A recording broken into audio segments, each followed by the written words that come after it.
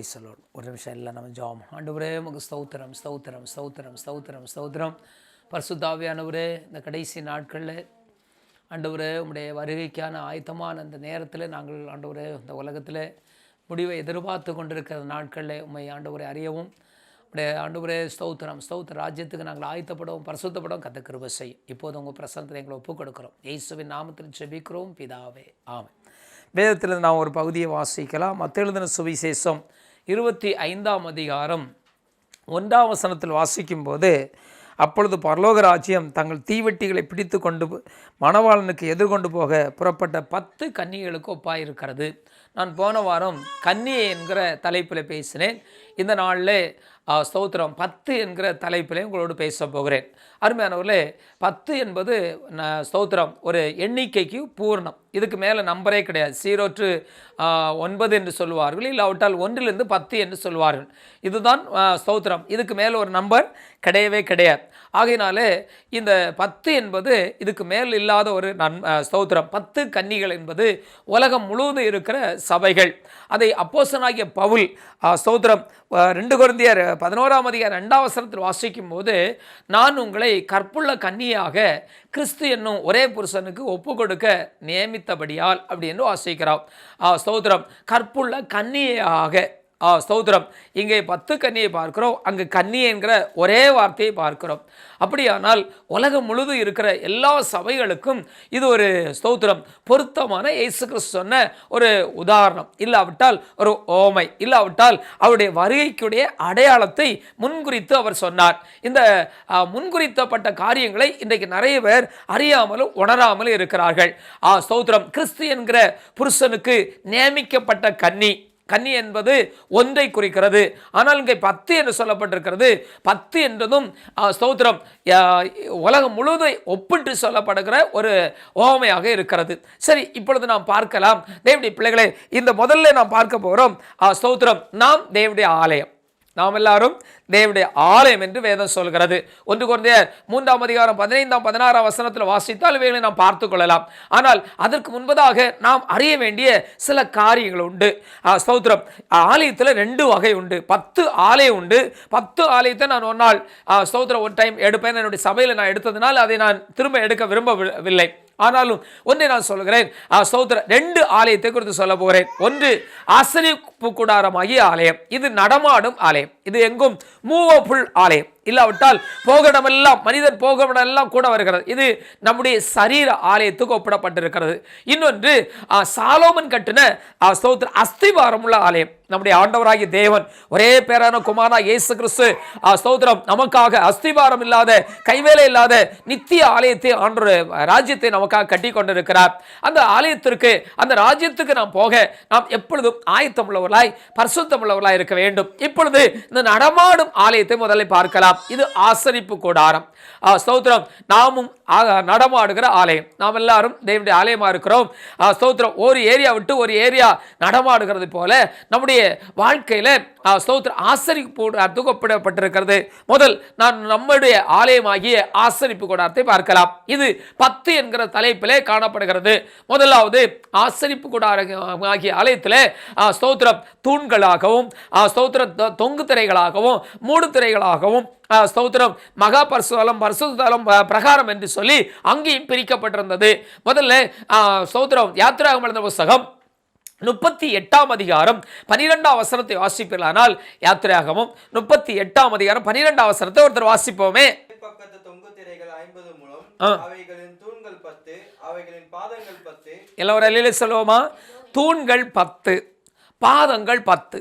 தேவனுடைய பிள்ளைகளே, இந்த ஸ்தோத்திர இந்த ஆசரிப்பு கூடாரமாகி இல்லாவிட்டால் நடமாடும் ஆலயமாகிய இது மூவபுள் ஸ்தோத்திரம் ஆலயமாகிய இதற்கு ஸ்தோத்திரம் தூண்கள் 10, பாதங்கள் 10. ஸ்தோத்திரம், நான் சொன்னேன் ஏற்கனவே 10 கன்னிகைகள்.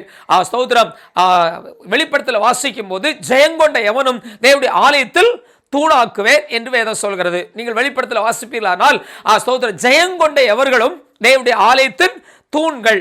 ஸ்தோத்திரம். இந்த நடமாடும் ஆலயமாக நாம் இன்றைக்கு காணப்படுகிறோம். நாம் ஜெயம் கொண்டவர்களாக இருந்தால் என்ன ஜெயம்?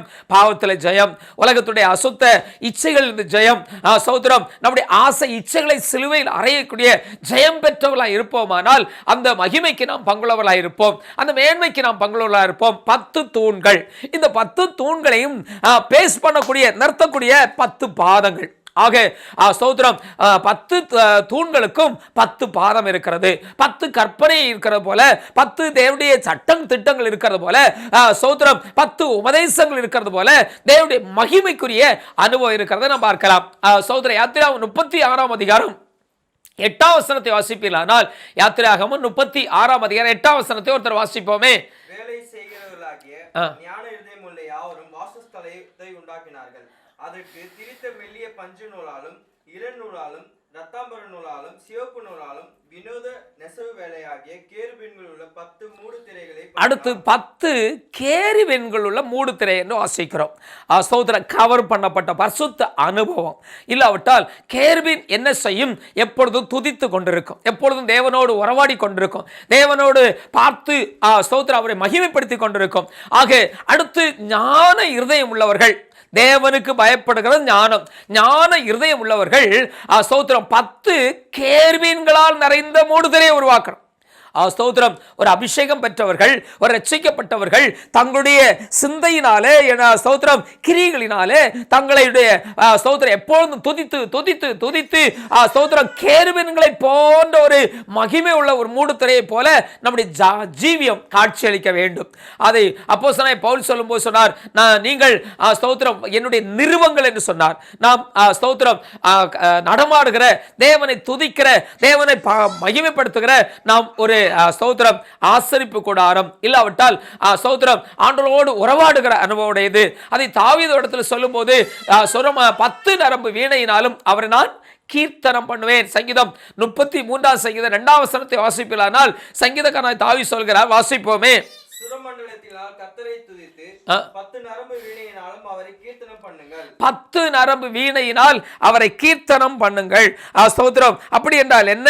உடைய ஆவிக்குரிய ஜீவியத்தில், சிந்தையில, பேச்சில், பார்வையில, யோசனையில, கிரியைகளில் எல்லாவற்றிலும் கர்த்தரை துதித்து கொண்டே இருக்க வேண்டும், கர்த்தரை பாடிக்கொண்டே இருக்க வேண்டும். ஸ்தோத்திரம். நான் நிறைய காரியங்களை டெஸ்ட் பண்ணி இருக்கிறேன். ஸ்தோத்திரம். சாப்பிடும் போது எதையாவது யோசித்தா புறக்க ஏறிடும், ஆனால் ஆண்டவர் துதித்தால் ஒரு நாள் ஏறதே கிடையாது. நான் அதை வேணுமென்றே டெஸ்ட் பண்ணியிருக்கேன், வசனத்தை தியானம் பண்ணியிருக்கிறேன், ஸ்தோத்திரம் ஸ்தோத்திரம் பண்ணிட்டே நான் சாப்பிட்டு இருக்கிறேன், ஆனா புறக்க ஏறதே கிடையாது. வேற ஏதாவது திங்க் பண்ணா உடனே மேலே ஏறி. ஏனென்றால் அருமையானவர்களே, ஸ்தோத்திரம் துதி ஒரு மனுஷனுடைய வாழ்க்கைக்கு ஏற்ற ஒரு ஆயுதமா இருக்கிறது. மனுஷனுடைய வாழ்க்கையில அது ஒரு பிரயோஜனம் உள்ள, ஒரு மேன்மை உள்ள, ஒரு மகிமை உள்ள அனுபவத்துக்குரியதாக இருக்கிறது என்பதை நாம் மறந்து போக வேண்டாம். அருமையான தேவனுடைய பிள்ளைகளே, நம்முடைய ஆவிக்குரிய ஜீவியம் என்பது ஸ்தோத்திரம் ஒரு உன்னத அனுபவம் உடையது. ஸ்தோத்திரம். அது எப்படிப்பட்டது? மூடப்பட்ட, கவர் பண்ணப்பட்ட ஸ்தோத்திரம் ஒருவரும், இன்னும் வேதம் சொல்லப்படுது, உன் அவலட்சணமான நிர்வாணம் தோன்றாதபடி என்று சொல்லப்பட்டிருக்கிறது. அது எப்படிப்பட்ட அனுபவத்தோடு காணப்பட வேண்டும் என்றால் ஸ்தோத்திரம் துதித்தலுடைய மகிமையாகிய கேருபீனை போன்ற மூடப்பட்ட அனுபவத்தோடு கூட காணப்பட வேண்டும். எப்பொழுதும் துதித்து கொண்டே இருக்க வேண்டும். எப்பொழுதும் கர்த்தரை நான் எப்போது துதிப்பேன். ஸ்தோத்திரம் 134ஆம் சங்கீதத்தில் 1ஆம் வசனத்தில் சொல்லும் போது கர்த்தர் நான் ஸ்தோத்திரம் காலத்திலும் சோத்தரிப்பேன்.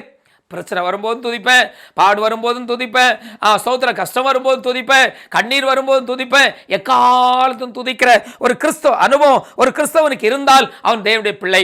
ஸ்தோத்திரம். ஆக இந்த நடமாடும் ஆலயம் என்பது அருமையானவர்களே 10 பாத ஸ்தோத்திரம் தூண்களுடையவைகள், 10 பாதங்களுடையவைகள். ஸ்தோத்திரம். அடுத்து அதுக்கு ஒரு ஸ்தோத்திரம் கவர் பண்ணப்பட்ட கேருபீன்களால் ஸ்தோத்திரம் நிறையப்பட்ட துறைகளை உருவாக்கப்பட்டவர்கள்.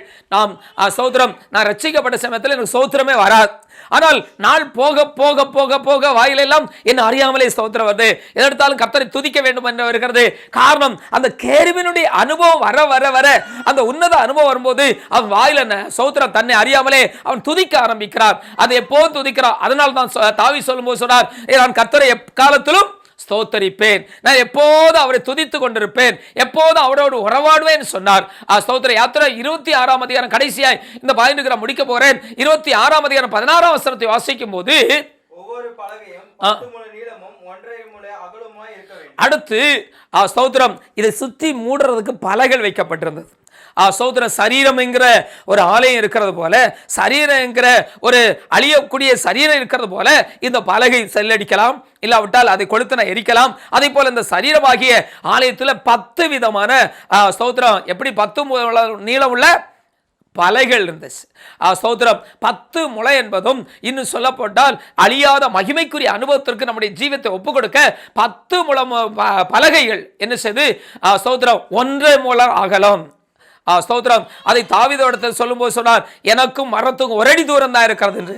ஆனால் இங்கே சொல்லப்பட்டது ஸ்தோத்திரம் 1 முழம் நீளமுள்ள ஒரு பலகை. ஒரு கிறிஸ்தவ ஜீவியத்தில் அவன் வாழ்க்கையில் ஆவியானவருடைய கிரியைகளை உயர்ந்து நிமிர்ந்து நின்று துதிக்க வேண்டும். அடுத்து எப்பொழுதும் கர்த்தரை சார்ந்து இருக்க வேண்டும் என்கிற அனுபவத்தை காட்டுகிறது. முதல் நாம் பார்த்தோம் ஆசரிப்பு கூடாரமாகிய நாம் ஸ்தோத்திரம் மூவாகிற இல்லாவிட்டால் நடமாடுகிற ஆலயம். இரண்டாவது, இந்த ஆலயத்தில், இந்த நடமாடுகிற ஆலயத்தில் நான் ஜெயங்கொண்டவளா இருந்தால் நிலையான ஆலயத்தில் தேவன் நம்மை தூணாக்குவார். அல்லேலூயா. அதை வெளிப்படுத்தல வாசிக்கிறோம். ஜெயம் பெற்றவர்கள், எதில் ஜெயம் பெற்றவர்கள்? இந்த 10 கன்னிகளை குறித்து சொல்லும் போது ஸ்தோத்திரம் நடமாடுகிற ஜீவியத்தில், இன்னைக்கு உலகத்தில் நடமாடுகிற வாழ்க்கையில நாம் பரிசுத்தமாக இருந்தால், கர்த்தரோடு இருந்தால் நம்முடைய அடுத்த ஸ்தானத்துக்கு எங்க கொண்டு விடுவார்? ஆலயத்தின் தூணாக்குவார். அல்லேலூயா. வாசிக்கலாமே. இரண்டாவது, ஆலயத்தை குறித்து இன்னைக்கு நாம் பார்க்க போகிறோம்.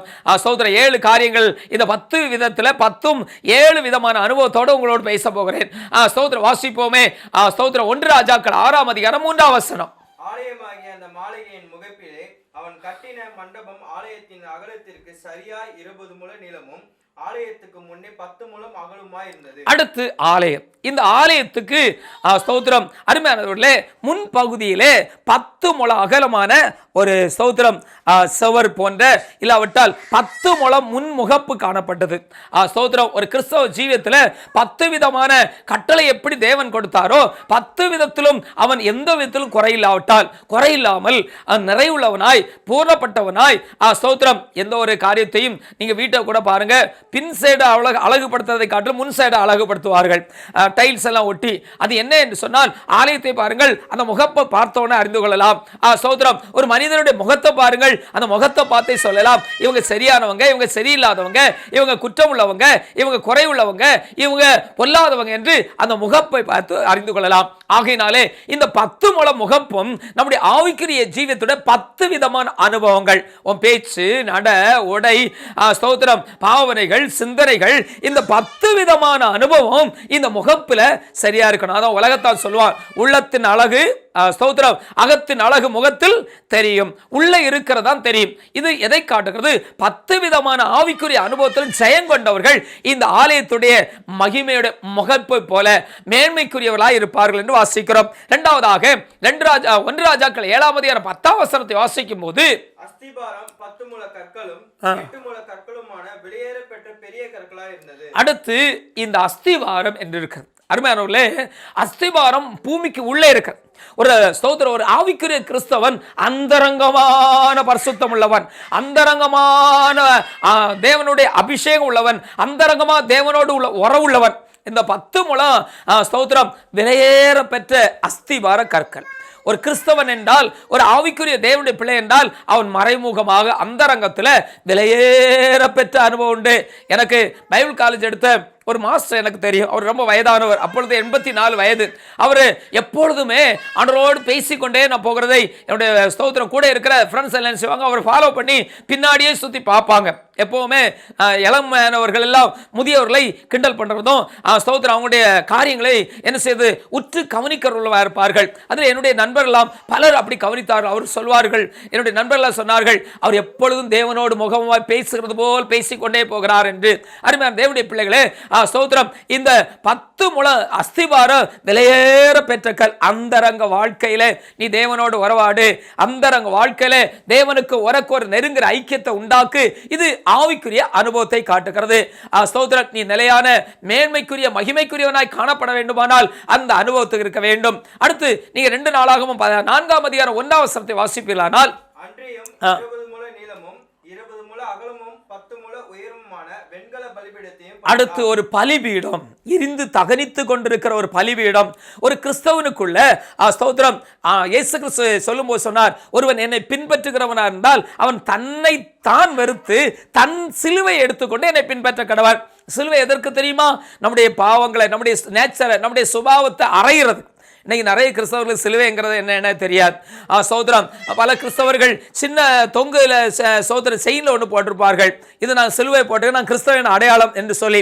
அதெல்லாம் அல்ல அருமையான தேவனுடைய பிள்ளைகளே. இந்த 10 முழ உயரமான வெண்கல பலிபீடம் ஒன்று இருக்க வேண்டும். எதற்கு? ஸ்தோத்திரம், நான் உயர்ந்த ஸ்தானத்தில் இருக்கிறேன், நான் உயர்ந்த மேன்மையில் இருக்கிறேன், ஆனால் அதுக்கு ஈக்குவலா ஒரு பலிபீடத்தை நான் உண்டாக்கி வைத்திருக்க வேண்டும். அல்லேலூயா. அதாவது சொல்லுவாங்க, உலகத்தால் சொல்லுவாங்க, விரலுக்கு ஏற்ற வீக்கம், ஸ்தோத்திரம், அவனுடைய கிரியைகளுக்கு ஏற்ற பாவம், அவனுடைய நேச்சருக்கு ஏற்ற பாவம், அவனுடைய சுபாவத்துக்கு ஏற்ற பாவம், அவன் வசதிக்கு ஏற்ற பாவம், பணத்துக்கு ஏற்ற ஸ்தோத்திரம் பாவம் இருக்கிறது என்பதை உலகத்தால் சொல்லுவான். அதே போல ஒவ்வொருவரும் தங்களுடைய வாழ்க்கைக்கு ஏற்றபடி அந்த 10 முழ உயரமான வெண்கல பலிபீடம் எதற்கு என்று சொன்னால், 10 விதத்தில் உனக்கு விரோதமாக எழும்புகிற பொல்லாத சிந்தையெல்லாம் கொண்டு போய் தகனிப்பதற்காக. இன்னைக்கு எத்தனை பேர் தங்களை பலிபீடத்தில் ஒப்பு கொடுத்திருக்கிறார்கள்? எத்தனை பேர் பலிபீடத்தில் அர்ப்பணித்து ஜெயம் பெற்றிருக்கிறார்கள்? எத்தனை பேர் சிலுவையிலே தங்களை அறைந்து ஜெய கிறிஸ்துவோடு கூட ஜெயம் பெற்றார்கள்? அவர்கள் கிறிஸ்தவர்கள். அல்லேலூயா. ஆனால் ஆலை என்பது ஸ்தோத்திரம், தேவனுடைய பிள்ளைகளுக்கு முதல் இருக்க வேண்டிய அனுபவம் என்ன? ஸ்தோத்திரம், முதல் முகப்பு முன் பக்கம் 10 முழம். இரண்டாவது என்ன சொல்லப்பட்டிருக்குது? ஸ்தோத்திரம், 10 முழத்தில் ஆழமான விலையேற அந்தரங்க வாழ்க்கையில பசுத்த அனுபவம். மூன்றாவது, அவன் 10 முழ உயரத்தில் அவன் எந்த அளவு வளர்ந்திருக்கிறானோ, எந்த அளவு வசதியா இருக்கிறானோ அந்த அளவுக்கு ஒரு பலிபீடத்தை அவன் உண்டாக்கி அவன் எப்பொழுதும் தகனித்துக் கொண்டிருக்க வேண்டும். வெளிப்படுத்தல் 7:17 வாசிக்கிறோம். அந்த பலிபீடம் எதற்குன்னா, கஷ்டங்கள், கண்ணீர்கள், பாடுகள், வேதனைகள், பிரச்சனைகள், ஸ்தோத்திரம், பெருமைகள் எல்லாம் வரும்போதெல்லாம் தகனிக்க வேண்டும். அதெல்லாவற்றையும் தகனிக்கும் போது ஸ்தோத்திரம் நமக்கு ஒரு விடுதலை உண்டாகிறது. அது வெளிப்படுத்தல் 7:17 சொல்லும்போது, தேவன் தாமே இவருடைய கண்ணீர் யாவையும் துடைப்பார். ஸ்தோத்திரம், யாருடைய கண்ணீர் துடைப்பார்? இன்னைக்கு நீ பலிபீடத்தில் எரித்து எரித்து எரித்து எரித்து எரித்து நீ ஜெயங்கொண்டு மேன்மை அடைந்து மகிமை அடைந்திருப்பாயானால் இந்த தேவனுடைய ஆவியானவர் உன்னை மகிமையிலே பிரகாசி வைப்பார். அல்லேலூயா. 2 நாளாகமம் புத்தகம் 4ஆம் அதிகாரம் 7ஆம் வசனத்தை வாசிக்கும் போது, அடுத்து 10 பொன் குத்து விளக்குகள் இருந்தது. வாசிங்கள். 10 பொன் விளக்கு தண்டுகளையும் அவைகளுடைய பிரமாணத்தின்படி சேவித்து அவைகளை தேவாலயத்தில் வலதுபுறத்திலே 5 இடதுபுறத்திலே 5 வைத்தான். இங்கே அடுத்து இந்த ஆலயத்துக்குள்ள 10 விதமான விளக்குகளை பார்க்கிறோம். ஒன்று ஸ்தோத்திரம், இடது பக்கம் 5, வலது பக்கம் 5. நீங்கள் ஸ்தோத்திரம், அதே மத்தேயு எழுதின சுவிசேஷம் 25ஆம் அதிகாரம் 33ஆம் வசனத்தில் வாசிப்பீர்களானால் அங்கு சொல்லப்பட்டிருக்கிறது. வாசிப்போமே ஒருத்தர். மத்தேயு எழுதின சுவிசேஷம் 25ஆம் அதிகாரம் 33ஆம் வசனம். சீக்கிரம் வாசிங்களா. செம்மறியாடுகளை தமது வலது பக்கத்திலும் வெள்ளாடுகளை தமது இடது பக்கத்திலும் நிறுத்துவார். நல்ல கவனிங்க. ஸ்தோத்திரம், அங்க ஆலயத்தில் வலது பக்கத்தில் 5, இடது பக்கத்தில் 5. ஆண்டுடைய ஆலயத்தில் நியாய தீர்ப்பு உண்டு. எல்லாரும் சொல்லுவோமா? அந்த நியாய தீர்ப்பு எப்படி இருக்குது? அந்த நியாய தீர்ப்பு நீங்கள் எப்படி தப்புவிப்பீங்க? அந்த நியாய தீர்ப்பு எப்படி நாம் ஸ்தோத்திரம் சந்திக்க முடியும்? இன்றைக்கு நாம் விளக்காக ஸ்தோத்திரம் அடிக்கப்பட்ட தகுடாக இருந்து, அடிக்கப்பட்ட தகுடிலே ஸ்தோத்திரம் ஒப்பு கொடுத்து, நான் எப்பொழுதும் எண்ணெய் வைத்து எப்பொழுதும் நெறிகிற நெருப்பு வைத்து கொண்டிருக்கிறவனானால் நான் புத்தி உள்ள ஸ்திரீ. எல்லாரும் சொல்லுவோமா? இல்லைன்னா புத்தி இல்லாதவர்கள். ஸ்தோத்திரம், 5 பேர் புத்தி உள்ளவர்கள், 5 பேர் புத்தி இல்லாத. வலது பக்கத்தில் இருக்கிறவங்க புத்தி உள்ளவங்க, இடது பக்கத்தில் இருக்கிறவங்க புத்தி இல்லாதவங்க. 2 வழக்கு தான். 2லையும் எரிகிற நெருப்பு இருந்தது, ஆனால் என்ன இல்லை? தொடர்ந்து எரிந்து கொண்டிருக்கிற எண்ணெய் இல்லை. இன்னைக்கு நிறைய கிறிஸ்தவர்களை பாருங்க, ஸ்தோத்திரம் பாட்டு பாடுவாங்க, நல்ல ஜெபம் பண்ணுவாங்க, பைபிள் வாசித்த உடனே, பிரசங்கம் கேட்ட உடனே அர்ப்பணிக்கிற மாதிரி ஒரு ஆக்ட் பண்ணுவாங்க. ஆனால் கொஞ்ச நேரத்தில் கழிஞ்சோடனே, நாட்கள் கழிஞ்சோடனே அவங்கள காணாது. சொன்னது பெருசு, ஆனால் அவங்கள ஆளை பார்க்க முடியாது. ஸ்தோத்திரம், முடிவு வரையும் நிலை நிற்பவனே ரட்சிக்கப்படுவான். முடிவு தான் ஒரு மனுஷனுடைய வாழ்க்கை. சோதரம், நிறைய டீச்சர்ஸ் எல்லாம் சொல்லுவாங்க, இந்த பிள்ளை நல்லா படிப்பான்னு. ஆனால் அவனுடைய எக்ஸாம் பேப்பரை பார்த்துட்டு சொல்லுவாங்க, இவனா இப்படி எழுதிட்டான், இவளா இப்படி எழுதிட்டான் அப்படி சொல்லிட்டு வெட்கப்படுறது போல சிலருடைய வாழ்க்கை ரொம்ப கீழ்த்தரமாக இருக்கிறது. இன்றைக்கு அப்படி இல்லாதபடி ஆண்டுடைய சமூகத்தில் ஸ்தோத்திரம், இந்த ஆலயத்தில் அடுத்து விளக்க பார்க்குறோம். ஆலயத்தில் என்ன பார்க்குறோம்? விளக்கு. இது என்ன விளக்கு? வலது பக்கத்தில் 5, இடது பக்கத்தில் 5. நீ வலது பக்கத்தில் இருக்கிறியா, இடது பக்கத்தில் இருக்கிறியா? வலது பக்கத்தில் இருந்தானா பிதாவுடைய ராஜ்யத்தை சுதந்தரிப்பாய், இடது பக்கத்தில் இருந்தானா நித்திய நரகத்து போவாய். இல்லை ஒரு அலையிலே சொல்லுவோமா? நன்றா கவனிப்போம். ஸ்தோத்திரம். வெள்ளாடும் செம்மறியாடும் என்றால் யாரு? ஸ்தோத்திரம். கர்த்தர் அறிந்தவர்கள், கர்த்தரோடு நடந்தவர்கள், கர்த்தருடைய வசனத்தை அறிந்தவர்கள். யூதாசை போன்ற 5 பேர். ஸ்தோத்திரம். தேவனுடைய பிள்ளைகளே, யோவானை போன்று தன்னை எரிந்து ஒப்பு கொடுத்த 5 பேர். இப்படி ஸ்தோத்திரம் ஆலயத்தில் விரிவினை பிரித்ததை பார்க்கிறோம். முதல் ஸ்தோத்திரம் ஆசரிப்பு கூடாரமாகிய ஆலயம். இரண்டாவது என்ன ஆலயம்? சாலோமன் கட்டின நிலையான அஸ்திவாரம் உள்ள ஆலயம். நமக்கும் ஆண்டவர் ஒரு ராஜ்யத்தை ஆண்டு கட்டி கொண்டிருக்கிறார். எல்லோரும் சொல்லுவோமா? ஆண்டு போகும்போது சொன்னார், நான் உங்களுக்கு ஒரு ஸ்தலத்தை ஆயத்தம் பண்ண போகிறேன், நான் ஆயத்தம் பண்ண பின்பு நான் இருக்கிற இடத்துல உங்களை சேர்த்துக்கொள்ள வருவேன் சொன்னார். என் இயேசு சீக்கிரம் வரப்போகிறார். எத்தனை பேர் விசுவாசிக்கிறீங்களோ அவங்கள ஒரு அல்லேலூயா சொல்லுவோமா? ஸ்தோத்திரம். மூன்றாவதாக நம்முடைய குடியிருப்பு. நம்முடைய எப்படிப்பட்ட வாழ்க்கை வாழுகிறோம், எப்படிப்பட்ட ஸ்தோத்திர ஜீவியம் செய்கிறோம், எப்படிப்பட்ட புசிக்கிறோம், எப்படிப்பட்ட வாழ்க்கையில் வாழ்ந்து கொண்டிருக்கிறோம், எப்படிப்பட்ட அனுபவ உடையவர்களாக இருக்கிறோம், எப்படி இருக்கிறோம் என்பதை ஒரு விஷயம் நாம் பார்க்க போகிறோம். ஸ்தோத்திரம். நாம் இந்த உலகம் என்கிற ஒரு பாவ உலகத்தில் வாழ்ந்து கொண்டிருக்கிறோம். வாசிப்போமே பிலிப்பியர் எழுதின புத்தகம் ஸ்தோத்திரம் 3ஆம் அதிகாரம் 20ஆம் வசனம் வாசிக்கிறோம். ஸ்தோத்திரம். ஒருத்தர் வாசிப்போம். பிலிப்பியர் 3ஆம் அதிகாரம் 20ஆம் வசனம் ஒருத்தர் வாசிங்களா? நம்முடைய குடியிருப்பு பரலோகத்தில் இருக்கிறது. எல்லாம் ஒரு அலையிலே சொல்லுவோமா? நம்முடைய குடியிருப்பு எங்க இருக்கணும்? பரலோகத்தில் இருக்கிறோம். ஆனால் அதுக்கு ஒரு சாயலான ஒரு நிழலாட்ட உலகத்தில் இன்னைக்கு இருக்கிறோம். எல்லாம் ஒரு அலையிலே சொல்லுவோம். ஸ்கூலுக்கு போறது ஒரு நிழலாட்டம். ஆனால் அதில் வெற்றி பெற்றவங்க நிஜமான ஒரு உன்னத ஸ்தானத்தில் உலகத்தில் வாழ்ந்து காட்டுவார்கள். எல்லாருக்கும் ஸ்தோத்திரம் சலீட்டு அடிக்கிற அளவுக்கு, எல்லாரும் தலைகுனிந்து வணங்குற அளவுக்கு ஒரு உயர்ந்த ஸ்தானம் வரும். அதே போல இந்த உலகமாகிய நிழலாட்ட வாழ்க்கையில் நம்முடைய குடியிருப்பு நித்திய ராஜ்யத்துக்குரியதாக இருக்க வேண்டுமானால் நாம் உண்மையுடையவராய், ஆண்டவருக்கு பிரியமானவர்களாய், ஆதியாகமம் 16ஆம் அதிகாரம் 3ஆம் வசனத்தை வாசிப்பிலானால், ஆபிரகாம் கானான் தேசத்தில் வாசிப்போமே. ஆபிரகாம் கானான் தேசத்தில் 10 வருஷம் குடியிருந்த பின்பு ஆபிரகாமின் மனைவியாகிய சாராய் எகிப்து தேசத்திலான தன் அடிமை பெண்ணாகிய ஆகாரை அழைத்து அவளை தன் புருஷனாகிய ஆபிரகாமுக்கு மறுமனையாட்க கொடுத்தாள். அதுக்கு பிறகுதான் அவனுக்கு மன நோவே உண்டாச்சு. அருமையானவர்களே, ஸ்தோத்திரம். 10 வருஷம் கானானில் இருக்கும்போது பிரச்சனை கிடையாது. நீ 10 வருஷம் தேவனோடு கூட நடந்து கொண்டு இருக்கும்போது பிரச்சனை கிடையாது. ஸ்தோத்திரம். ஏனோக்கு 300 வருஷம் தேவனோடு கூட நடந்து கொண்டு இருக்கும்போது அவன் குமாரனை பெற்றான், குமார்த்தியை பெற்றான், அவனுக்கு பிரச்சனை கிடையாது. ஆனால் என்றைக்கு ஸ்தோத்திரம் ஆகாராகிய உலகத்துக்கும் ஆகாராகிய உலக காரியங்களுக்கும் ஆசைகளுக்கு இச்சைகளுக்கு நம்ம இறங்குறோமோ அன்றைக்கு பிரச்சனை தொடங்கும். எல்லாரும் அல்லேலூயா சொல்லுவோமோ? ஸ்தோத்திரம். எல்லாம் சத்தமா ஒரு அல்லேலூயா சொல்லாம அருமையான தேவனுடைய பிள்ளைகளே, ஸ்தோத்திரம். ஒரு மனுஷனுடைய பாவத்துக்கு முதல் காரணம் என்ன? ஆசைகள், உணர்வுகள், சிந்தைகள். இவைகளை அவன் ஜெயித்தானால் அவன் ஜெய கிறிஸ்துவோடு கூட இருப்பான். இங்கே ஆபிரகாமுடைய நாட்களில் பார்க்கிறோம், 10 வருஷத்துக்கு பிறகு அவருடைய வாழ்க்கை தரம் குறைய ஆரம்பித்தது. ஸ்தோத்திரம். உன் ஜீவன் போக மட்டும் ஸ்தோத்திரம் முடிவறிந்தும் உன்னுடைய மகிமைக்காக காத்திருக்க லட்சியத்தை நோக்கி இருப்பாயானால் நீ மகிமைக்குரியவனாயிருப்பாய். எல்லோரும் சொல்லுவோமா? ரூத் எழுதின புத்தகம் 1ஆம் அதிகாரம் 4ஆம் வசனத்தை ஒருத்தர் வாசிப்போமே. இவர்கள் மோவாபியரில் பெண் கொண்டார்கள். அவர்களில் ஒருத்தி பேர் ஒர்பால், மற்றொரு பேர் ரூத். அங்கே ஏறக்குறைய 10 வருஷம் வாசம் பண்ணினார்கள். அருமையானவர்களே, தொடக்கம் சூப்பர். இன்னைக்கு நிறைய பேருடைய லைஃப் தொடக்கம் சூப்பர். லவ் பண்ணி கல்யாணம் பண்ணுறவங்களை எல்லாம் நான் பார்த்துருக்கிறேன்.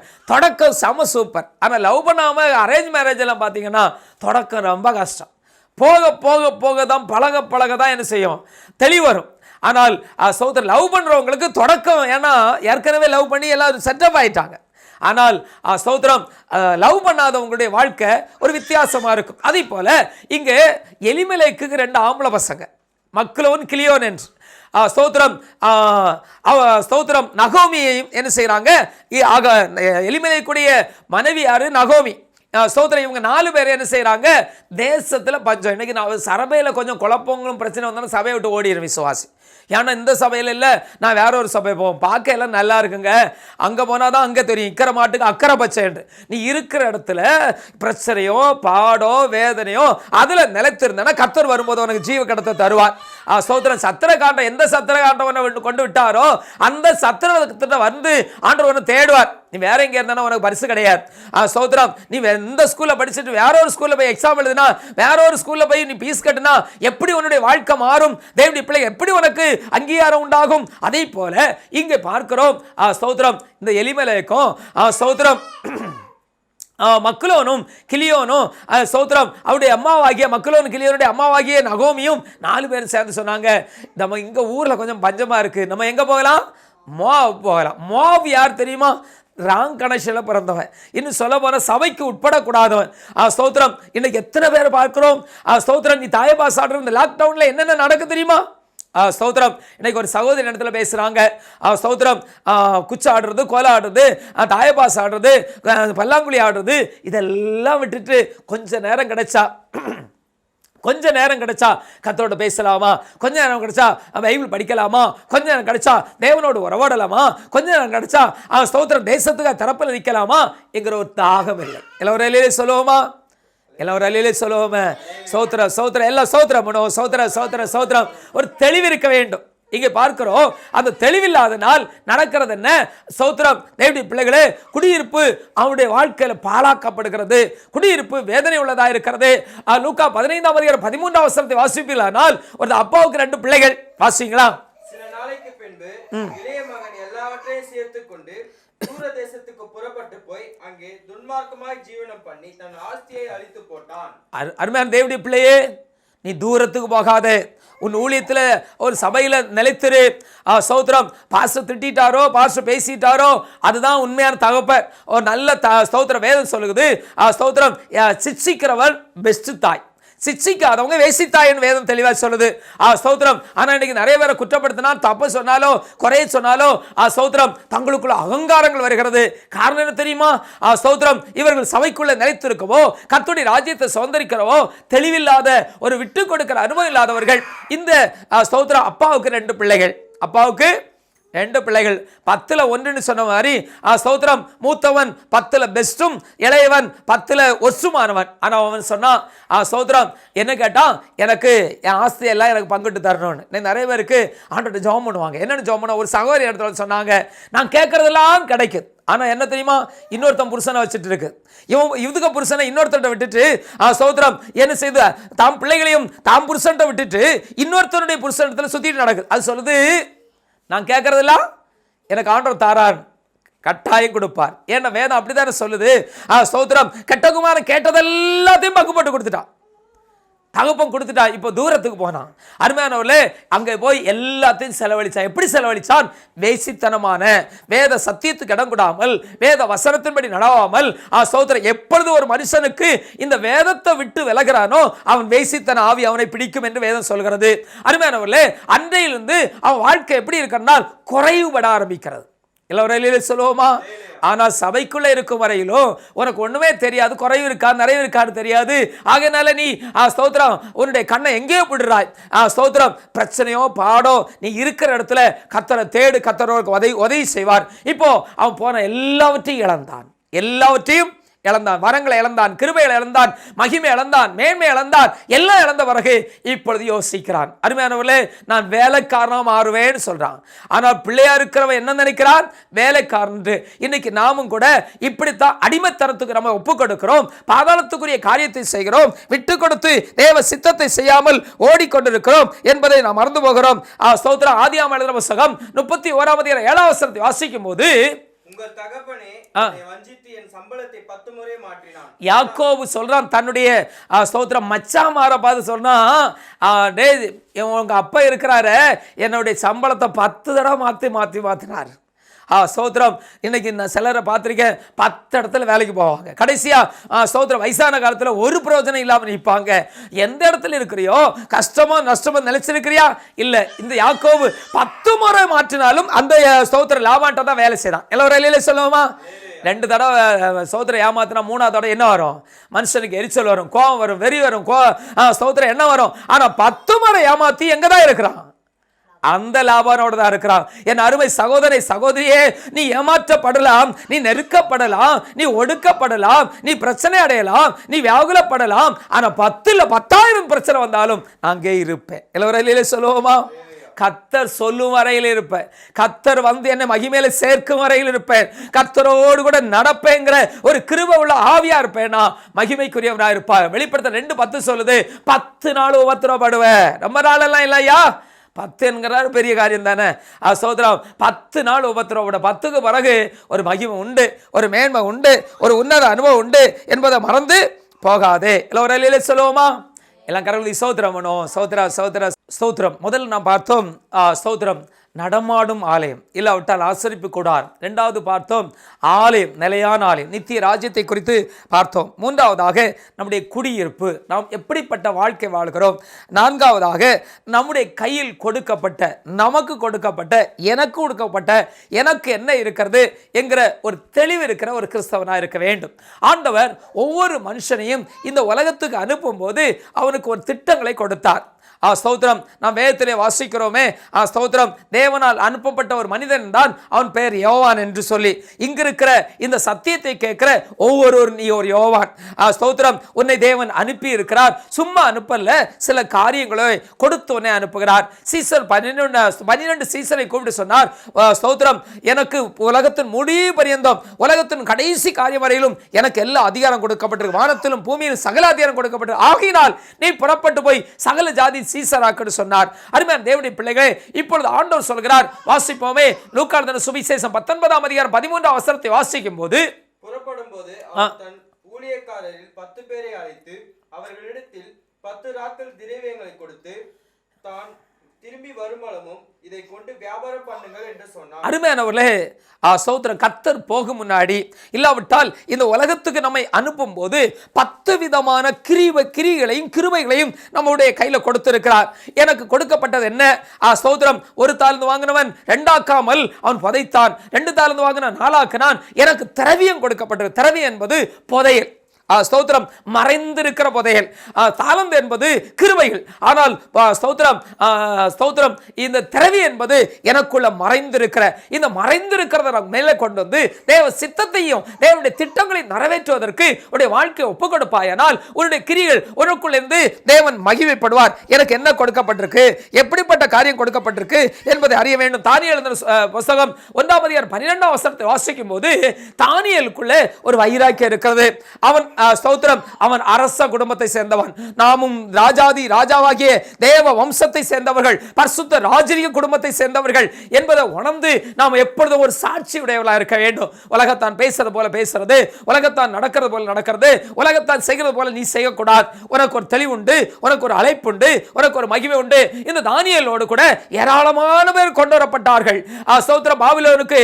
ஆனால் இந்த தானியேலும் அவனுடைய சேர்ந்த 3 நண்பர்கள் மட்டும் டெடிகேட் பண்ணப்பட்டார்கள். உன்னோடு கூட இருக்கிறவளை நீ முதல் உனக்குள்ள ஒரு டெடிகேஷன் இருக்குதா? உன்னோடு சேர்க்கப்படுகிறவளை நீ டெடிகேட் பண்ணுகிறியா, இல்ல உன்னுடைய வழியிலே பாதாளத்துக்கு கொண்டு போகிறியா? எல்லாரும் சொல்லுவோமா? இந்த உலகத்திற்கு சொன்னார், குடனுக்கு குடன் வழிகாட்டினால் 2 பேரும் குழியில விழுவார்கள். இன்றைக்கு குழியில தள்ளப்படுகிற ஒரு கூட்டத்து கூட சேராதே. நீ உனக்குள்ள ஒரு தெளிவு இருக்க வேண்டும், உனக்குள்ள ஒரு பொறுப்பு இருக்க வேண்டும். இந்த தானியேல் ஸ்தோத்திரம், நான் தன்னை பரிசுத்தப்படுத்த நினைக்கிறான். வாசிப்போமே, 1ஆம் அதிகாரம் 12ஆம் வசனம் வாசிப்போம்.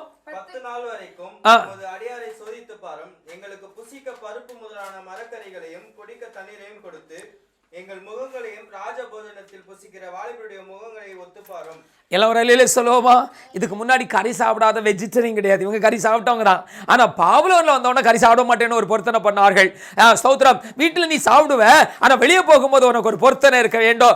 ஸ்தோத்திரம், தேவனுடைய பிள்ளை, வீட்டில் எல்லாம் புசிப்ப, எல்லாம் அனுபவிப்ப, ஆனா வெளியே போகும்போது உனக்கு ஒரு அபிஷேகம் இருக்க வேண்டும். நான் இப்படி என்னை காத்துக்கொள்வேன், இப்படி என்னை வைத்துக் கொள்வேன் என்று.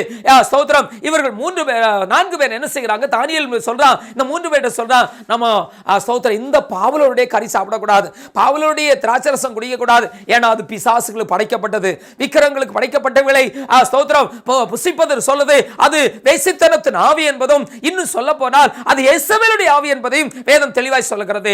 ஸ்தோத்திரம், தேவனுடைய பிள்ளை, அது ஒன்று இல்லை என்று நினைக்காதே, அது இயேசுவினுடைய தந்திர ஆலோசனை என்று அவர்கள் அறிந்ததினால் சொல்றார்கள், நாம் இதை என்ன செய்யக்கூடாது, இதை புசிக்க கூடாது, அவருடைய சாப்பாடு சாப்பிடக்கூடாது, சாதாரண மரக்கறி கீரையும் தண்ணியும் பருப்புமாக சாப்பிட்டு நம்முடைய வாழ்க்கையை காத்துக்கொள்ளலாம் என்று சொன்னார்கள். உடனே ஸ்தோத்திரம் அவர்களை காவல் காக்கிறவனுக்கு சொல்றான், அவர்களை போஷித்து வளர்க்கிறவன் சொல்றான், அந்த வாடன் சொல்றான், உங்களுடைய முகத்தை பார்த்து மற்றவர்களை பார்க்கலும் நீங்க மெலிந்து போயிருந்தால் என்னை கொண்டு போடுவானே, என்னை ராஜா அழித்து போடுவானே. 10 நாள் என்னை சோதித்து பாரும். எல்லோரும் சொல்லுவோமா? நம்முடைய ஆவிக்குரிய ஜீவத்தில் 10 விதமான சோதனை உண்டு, 10 விதமான போராட்டம் உண்டு. 10லும் ஜெயம் கொண்டால் நாம் மகிமையினுடைய ராஜ்யத்துக்குரியவர்களாக இருப்போம். லூக்கா 15ஆம் அதிகாரம் 8ஆம் வசனத்தை வாசிப்பீரானால் ஒரு ஸ்திரீக்கு வாசிப்போமே. ஒரு ஸ்திரீ 10 வெள்ளிக்காசை உடையவளாய் இருந்து அதில் ஒரு வெள்ளிக்காசு காணாமற் போனால் விளக்கை கொளுத்தி வீட்டை பெருக்கி அதை கண்டுபிடிக்கிற வரைக்கும் ஜாக்கிரதையாய் தேடாமல் இருப்பாளோ? இவர்கள் யார் என்றால் உத்தரவாதம் உள்ளவர்கள். ஸ்தோத்திரம். தேவனுடைய பிள்ளைகளே, இயேசு கிறிஸ்து இந்த உலகத்திற்கு சொன்னார், என ஒரு மேய்ப்பனுக்கு 100 ஆடு இருக்கிறது, ஒன்று காணாமல் போனால் 99 வைத்து விட்டு ஒன்றை தேட மாட்டானோ? அப்படியானால் தன்னுடைய வேலையில் ஜாக்கிரதை உள்ளவன். வேதம் தெளிவார் நீதிமொழியில் சுவாசிக்கிறோம், தன் வேலையில் ஜாக்கிரதை உள்ளவன் நீசனுக்கு முன்னால் நில்லாமல் ராஜாதி ராஜாவாகி தேவனுக்கு முன்னாடி நிற்பான் என்று சொல்லி இங்கே ஒரு ஸ்திரீயை குறித்து சொல்லப்படும். ஸ்திரீ என்பது நான் ஏற்கனவே சொன்ன 10 கன்னிகளில் ஒப்பிட்டு பேசிக் கொண்டிருக்கிறேன். அருமையான தேவனுடைய பிள்ளைகளே, இந்த ஸ்திரீயை குறித்து வேதம் சொல்லுது, அவளுக்கு 10 காசு இருக்குது, 10 வரங்கள் இருக்குது, 10 கிருபைகள் இருக்குது, 10 மகிமைக்குரிய அனுபவம் இருக்குது. ஒன்றுதான் காணாம போச்சு. எல்லாரும் சொல்லுவோமா? ஆனா ஒன்று அவர் தேடி தேடி தேடி கண்டுபிடித்தாள். இன்றைக்கு எத்தனை கிருபைகளை இழந்திருக்கிறாய், எத்தனை அழைப்பை இழந்திருக்கிறாய், எத்தனை தேவக்கு சித்தங்களை இழந்திருக்கிறாய், எத்தனை பொருத்தனைகளை முடித்திருக்கிறாய், எத்தனை அபிஷேகத்தை விட்டு விட்டாய், எத்தனை ஜப ஆவியை விட்டு விட்டாய். எல்லாம் யோசித்து பார், எல்லாவற்றையும் இழந்திருக்கிறோம். ஆனால் இந்த ஸ்தோத்திரம் இவர் சொல்றார், இந்த ஸ்திரீ சொல்றார், ஸ்தோத்திரம் நான் அதை கண்டுபிடிக்கும் அளவு நான் சும்மா இருக்க மாட்டேன் சொன்னார். அருமையான தேவனுடைய பிள்ளையே, நீ எதிலே விழுந்தியோ அதிலே உணர்ந்து மனம் திரும்ப ஒப்புக்கொடு. 1 ராஜாக்கள் 11ஆம் அதிகாரம் 31ஆம் வசனத்தை வாசிக்கும் போது, யெரொபெயாமை நோக்கி 10 துண்டுகளை எடுத்துக்கொள், இஸ்ரவேலின் தேவனாகிய கர்த்தர் சொல்லுகிறது என்னவென்றால், இதோ நான் ராஜ்யபாரத்தை சாலமோனுடைய கையிலிருந்து எடுத்து கிழித்து உனக்கு 10 கோத்திரங்களை கொடுப்பேன். எல்லாரும் சொல்லுவோமா? இது ஒரு தீர்க்க தரிசனம், இது ஒரு பெரிய ஆழமான தீர்க்க தரிசனம். ஸ்தோத்திரம். யாக்கோபுக்கு ஸ்தோத்திரம், ஈசாக்கு 2 பிள்ளைகள், இரட்டையர்கள். ஒருவன் யாக்கோப் என்றும் ஒருவன் ஏசா என்றும். ஏசா முதல் பிறந்தவன் என்றும் யாக்கோபு 2வது பிறந்தவன் என்றும் வாசிப்போம். ஸ்தோத்திரம். யாக்கோபு தந்திரமாய் அவன்கிட்ட அப்பாட்ட ஆசீர்வாதத்தை வாங்கிட்டான், சேஷபுத்திரத்தை வாங்கிட்டான். ஸ்தோத்திரம். இவன் ஏசா அழுறான், ஓன்னு கத்தி அழுறான், அப்பா எனக்கு ஒரு ஆசீர்வாதம் இல்லையா என்று சொல்லி அழுத உடனே ஸ்தோத்திரம், உன்னை நான் அவனுக்கு உன்னை நான் அடிமையை கொடுத்துட்டேன், ஸ்தோத்திரம் எல்லாம் ஓகே, எனக்கு ஒரு ஆசீர்வாதம் அழுதான். அப்பா அவர் சொன்னார், மேற்கொள்ளும் காலம் வரும். எல்லாரும் சொல்லுவோமா? ஸ்தோத்திரம். உலகத்தான் சொல்லுவான், யானைக்கு ஒரு காலம்னா பூனைக்கும் ஒரு காலம் வரும் என்று சொல்லுவார்களே, அதை போன்று ஸ்தோத்திரம் ஒரு நேரம் வரும். இப்போ ஸ்தோத்திரம், அந்த ஏசா வம்சத்தில் பிறந்தவன் தான் இந்த யெரொபெயாம். இந்த யெரொபெயாமுக்கு 10 கோத்திரத்தை கொடுக்கிறார். எல்லாரும் சொல்லுவோமா? கர்த்தர் உனக்கு கொடுக்கிற உன் ஏழ்மையை பார்த்து, உன் சிறுமையை பார்த்து, உன் நிலைமையை பார்த்து 10 விதமான ஆசீர்வாதங்களை கொடுக்கும் போது, 10 விதமான மேன்மைகளை கொடுக்கும் போது, நீ மற்றவர்களை போல நினைக்காத, உன் கையில் இருக்கிறத உணர்ந்து மனம் திரும்பு. ஆனா அந்த யெரொபெயாம் என்ன தெரியுமா செய்தான்? தேவனுடைய பிள்ளையே, 10 கோத்திரம் தன்னிட்ட வந்த உடனே எருசலேமுக்கு போறதை தடுத்தான், ஆலயத்துக்கு போறதை தடுத்தான். 10 விதமான பங்கும் 10 விதமான ஆசீர்வாதங்களும் 10 விதமான மேன்மையும் உனக்கு வீட்டுக்குள்ள வந்த உடனே கர்த்தரை மறக்காத, கர்த்தரை விடாத, கர்த்தரை விட்டு வலதுபுறம் இடதுபுறம் சாயாத, கர்த்தர் உனக்கு ஆதரவா இருக்கணும். ஸ்தோத்திரம். எரேமியா என்ன செய்தான் தெரியுமா? தான்லே பெத்திலே 2 வெக்கராத்தை வச்சுட்டான், 2 மாடை வச்சுட்டான். இன்னைக்கும் மாற்று வணக்கம் எங்கிருந்து வந்துச்சுன்னா, ஸ்தோத்திரம், மிருக வணக்கம் எங்கிருந்து வந்துச்சுன்னா இந்த யெரொபெயாம் தொடங்குனது தான். எல்லாரும் சொல்லுவோமா? இன்றைக்கும் நம்முடைய இந்தியாவில் பசுமாடுகளை வணங்குவார்கள். என்ன காரணம் என்றால், இது யெரொபெயாமுடைய ஆவி. எங்க வேதம் தெளிவாக சொல்லுகிறது, ஸ்தோத்திரம், 10 விதமான மகிமையை தந்தா நீ பாவத்துக்கும் பிசாசு கொடுக்கிற. தேங்காய் உனக்கு கொடுத்தா அதை சிலைக்கு போய் உடைக்கிற. ஸ்தோத்திரம். எலுமிச்சம்பழம் புளிஞ்சா சூடு வருது என்று உனக்கு குடிக்க தந்தா அது யாருக்கு புளிஞ்சு ஊத்துற? ஸ்தோத்திரம். வீலு கடையில் வைக்கிற, நாய் கடையில் வைக்கிற, நசுகி என்ன செய்யற? ஸ்தோத்திரம், வெக்கங்கிட்ட வாழ்க்கை வாழ்ந்து கொண்டிருக்கிறாய். ஸ்தோத்திரம். தானியேல் எழுதின புத்தகம் 1:20 வசனத்தை வாசிப்பீர்களானால், ஞானத்துக்கும் புத்திக்கும் எந்த விஷயத்தில் ராஜா அவர்களை கேட்டு விசாரித்தானோ அதிலே தன் ராஜ்யம் எங்கும் உள்ள சகல சாத்திரிகளும் ஜோசியர்களும் அவர்களை 10 மடங்கு சமத்தராக கண்டான். எல்லோரும் சொல்லுவோமா? தங்களுக்குள்ள ஒரு டெடிகேட் இருக்கிறவங்க, தங்களுக்குள்ள ஒரு வேறுபிரிப்பு இருக்கிறவங்க, தங்களுக்குள்ள ஒரு வைராக்கியம் இருக்கிறவங்க, தங்களுக்குள்ள ஒரு பரிசுத்தம் இருக்கிறவங்க, தங்களை தேவனுக்குன்னு தியாகம் பண்ணவங்க உலகத்திற்கு எல்லார காட்டிலும் 10 மடங்கு சாமர்த்தமானவர்கள். ஸ்தோத்திரம். எந்தெந்த காரியத்தை ராஜா கேட்டானோ அத்தனையிலும் மற்ற எல்லாரை காட்டிலும் சாமர்த்தர்களா இருப்பார்கள். அல்லேலூயா. ஸ்தோத்திரம். வெளிப்படுத்தல ஒரு வசனம் இப்படியே சொல்றது, இவர்கள் யார்? இவ்வளவு அழகா இருக்கிறார்களே, அது எனக்கு தெரியாது. ஸ்தோத்திரம். அப்போ ஒருவர் சொன்னார், இவர்கள் ஆட்டுக்குட்டியானுடைய ரத்தத்தில் தோய்த்து வெளுக்கப்பட்ட ஸ்தோத்திரம் பியூரிட்டி ஆனவர்கள், பரலோகத்தில் இருக்கிறவர்களை காட்டிலும் மேன்மையானவர்கள். ஸ்தோத்திரம். பாபிலோனிலே நேபுகாத் நேச்சருக்கு இருந்த ஸ்தோத்திரம் எல்லா ஜோசியரை காட்டிலும் எல்லா ஞானிகளை காட்டிலும் இவர்கள் 10 மடங்கு ஞானம் உள்ளவர்கள். இந்த உலகத்திற்கு எல்லாரை காட்டிலும் பரலோகத்தில் இருக்க எல்லாரை காட்டிலும் நாம் மகிமைக்குரியவர்களா இருக்கத்தான் இயேசு நமக்காக சிலுவையில் ரத்தம் சிந்தினார். அவர் அதுக்காகத்தான் நமக்காக தியாகம் பண்ணி நம்மை மீட்டெடுத்தார் என்பதை மறந்து போக வேண்டாம். வாசிப்போமே இன்னும் ஒரு வசனத்தை கூட. ஸ்தோத்திரம். மத்தேயு எழுதின சுவிசேஷம் ஸ்தோத்திரம் வாசிப்போமே. மத்தேயு எழுதின சுவிசேஷம் 10ஆம் அதிகாரம் 24ஆம் வசனத்தை வாசிப்போமே. சீசன் தன் போதகனிலும் வேலைக்காரன் தன் எஜமானிலும் மேற்பட்டவன் அல்ல. முதல் நாம் பார்த்தோம் நடமாடும் ஆலயம், இரண்டாவது ஸ்தோத்திரம் பரலோகத்துக்குரிய ஆலயம், மூன்றாவது நம்முடைய குடியிருப்பு, நாலாவது நம் கையில் கொடுக்கப்பட்ட உத்தரவாதங்கள், ஐந்தாவதாக ஸ்தோத்திரம் எச்சரிப்பு, ஸ்தோத்திரம் இல்லாட்ட எரிச்சல். சிலருக்கு ஏதாவது ஒன்று கிடைச்சிச்சுன்னா, ஒருத்தர் வீடு கட்டிட்டானா, ஒருத்தன் படிச்சுட்டானா, எக்ஸாம்ல முன்னுக்கு வந்துட்டானா, எல்லாரும் என்ன செய்வோம்? பெருமைப்படும். எல்லாரும் சொல்லுவோமா? எல்லாம் ஒரு மேன்மையா எல்லா கரங்களை சோத்திரம் பண்ணுவோமே. சோத்திர சோத்திர சோத்திர சோத்திரம் சோத்திரம். இங்கே ஒரு நல்ல தாய் 2 பிள்ளைகளை, தனக்குடைய 2 பிள்ளைகளை எங்க கொடுத்துட்டாங்க? அம்மாவுடைய இயேசுடைய ஊழியத்துக்கு கொடுத்துட்டாங்க. இப்போ ஊழியத்துக்கு கொடுத்துட்டு ஊழியத்தில் செய்து கொண்டே இருக்கும் போது ஸ்தோத்திரம் ஒரு நாள் இயேசு இடத்துல வந்து நின்று சொல்றாங்க, ஐயா நான் 2 பிள்ளைகளும் உங்களுக்கு தந்துட்டேன். உங்க ராஜ்யத்தில் பரலோகத்தில் ஒரு பிள்ளை உங்க வலது பக்கத்தில் இருக்கணும், ஒரு பிள்ளை உங்க இடது பக்கத்தில் இருக்கணும்னு. எத்தனை தாய் இன்னைக்கு அப்படி ஆசைப்படுறாங்க? எத்தனை பேரண்ட்ஸ் அப்படி நினைக்கிறாங்க? எத்தனை பேருக்கு இயேசுடைய வலது பக்கத்தில் உட்காரணும், நான் இயேசுடைய இடது பக்கத்தில் உட்காரணும் ஆசைப்படுறாங்க? அப்படி இல்லை. உலகத்தில் நான் வீடு கட்டணும், உலகத்தில் நான் இப்படி இருக்கணும், நான் இவ்வளோ பணம் சம்பாதிக்கணும், இப்படி இருக்கணும் தான் இன்னைக்கு உலகத்தில் ஆசைப்படுறோம். ஆனால் ஒரு நல்ல தாய், அந்த தாயை நான் பார்த்துருப்பேன்னா முதல்ல சொல்வேன், சோதரம் சோதரம் அந்த கூட்டத்தில் நான் ஒருத்தனா இருந்தேன்னா, அம்மா ஒன்ன மாதிரி எனக்கு ஒரு அம்மா கிடைக்கலையே, ஒன்ன மாதிரி வேண்டிக் கொள்வதற்கு எனக்கு ஒரு தாய் இல்லையேன்னு சொல்லி நான் ஃபீல் பண்ணியிருப்பேன். ஆனால் இந்த 10 பேரும் பொறாமப்பட்டாங்க. 10 பேர் என்ன செய்தாங்க? பொறாமப்பட்டாங்க. எனக்கு இப்படி இல்லையேன்னு என்ன செய்யலாம்? ஃபீல் பண்ணியிருக்கலாம். ஆனால் பொறாமப்படுறான். இன்னைக்கு விசுவாசியே தேவ பிள்ளையே ஒருத்தர் முன்னுக்கு போனால் எத்தனை பேர் பொறாமப்படுறாங்க? ஒருத்தர் வீடு கட்டினா எவ்வளோ வேதனைப்படுறாங்க? ஒருத்தர் ஒரு நல்ல காரியம் செய்தானா எவ்வளோ வேதனைப்படுறாங்க? இதெல்லாம் ஆண்டவருக்கு பிடிக்கமில்லாத ஸ்தோத்திரம் பொல்லாத சுபாவம் என்பதை வேதம் தெளிவாய் சொல்லுது. உபாகமம் எழுதின புத்தகம் 32ஆம் அதிகாரம் 16ஆம் வசனத்தை வாசிப்போமே. அவர்களுக்கு எரிச்சலை மூட்டினார்கள், அருவருப்பானவைகளினால் அவரை கோபப்படுத்தினார்கள். அருமையானவர்களே, அந்நிய காரியங்கள் அந்நிய செயல்கள் உங்க வாழ்க்கையில வருமானால் ஸ்தோத்திரம் என்ன நடக்கும்? தேவனுடைய கிருபையில விடுவீங்க. எப்போ ஒரு மனுஷன் தன்னுடைய லட்சியத்தை விடுறானோ அன்னைக்கு விழுந்து போவான். எல்லோரும் சொல்லுவோமா? எத்தனை கோடீஸ்வரர்கள், எத்தனை தொழில் அதிபர்கள் ஏன் விழுந்தாங்க தெரியுமா? தன் லட்சியத்தை விட்டு ஒரு பொம்பளை பார்த்துருப்பான், தன் லட்சியத்தை விட்டுட்டு உலகத்துடைய குடியை விட்டுருப்பான், தேடி இருப்பான், இல்லாவிட்ட ஒரு பொழுதுபோக்கை தேடி இருப்பான், இல்லாவிட்ட ஒரு ஸ்தோத்திரம் ஒரு சூதாட்டத்தை பார்த்திருப்பான். அதுல விழுந்தான். ஆனால் இதுல வர மாட்டான். எல்லோரும் சொல்லுவோமா? ஆண்டவர் சொல்றார், அந்நிய காரியத்தில் தலையிடாத. உன்னுடைய ஸ்தோத்திரம் உனக்கு நியமிக்கப்பட்ட காரியத்தில், உனக்கு கொடுக்கப்பட்ட இடத்துல, உனக்கு வைக்கப்பட்ட இடத்துல ஓடு. ஸ்தோத்திரம் ஆண்டவர் எப்படி வச்சிருக்காரோ அதுக்கு தேங்க்ஸ் சொல்.